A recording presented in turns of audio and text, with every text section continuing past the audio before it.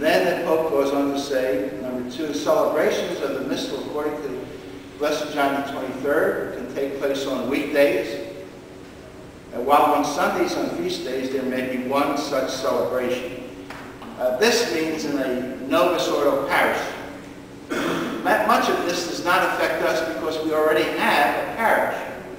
But in a Novus Ordo parish, the priest can celebrate the Latin Mass every day, but on Sunday he can only provide one Latin Mass so that the majority of the people who want to attend the Novus Ordo Mass will not be prohibited from doing so. Number 3, let pastors permit celebration in this ordinary form for faithful or priests who request it, even in particular circumstances such as weddings, funerals, or occasional celebrations, for example, pilgrimages. Number 4,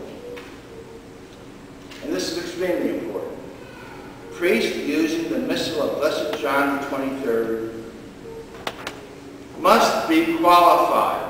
The unfortunate translation of the Latin in many translations was translated as worthy.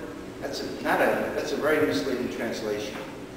The Odierno should be translated as qualified. So priests who celebrate Mass, as we're doing today, according to the Missal of John the 23rd, must be qualified and not impeded by law. He has to know how to do it.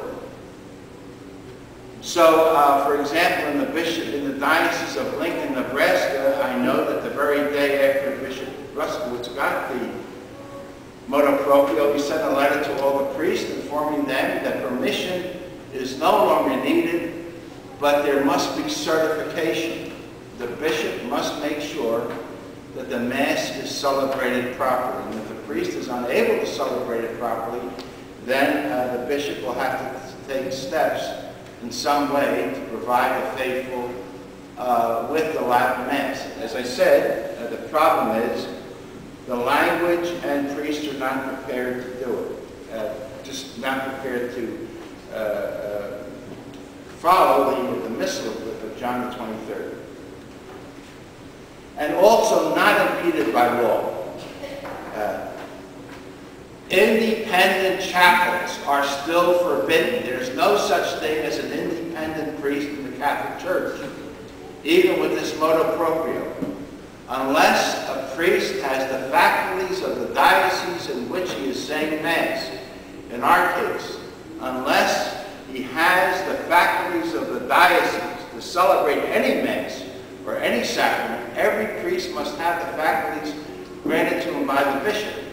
And so if a priest comes into the diocese, has no faculties, that Mass is not a licit Mass.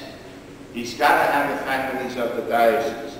Independent chapels are still illicit Masses and serve in disobedience to the Holy Roman Catholic Church.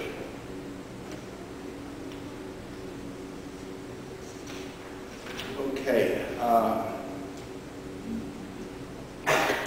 Here's another interesting thing, which again doesn't affect us because we have all of these things already here at St. John's.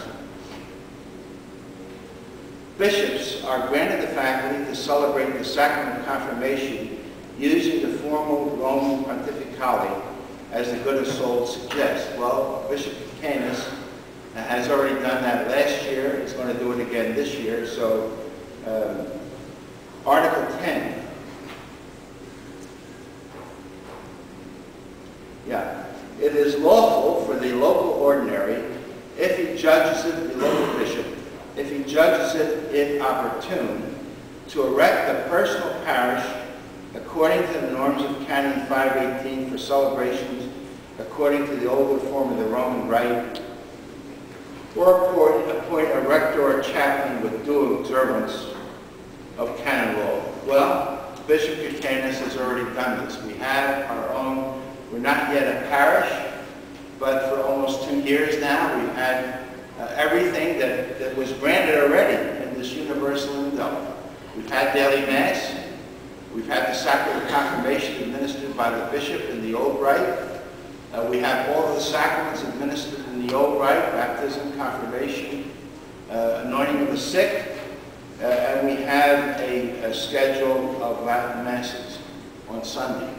Our goal now is to have our own facility, and I've spoken to the bishop several times about this, and I'm going to do everything in my power to push for that in obedience to the bishop, for him to help us to find our own facility and have us erected as a parish, just like any other parish in the diocese, with the appointment of a pastor.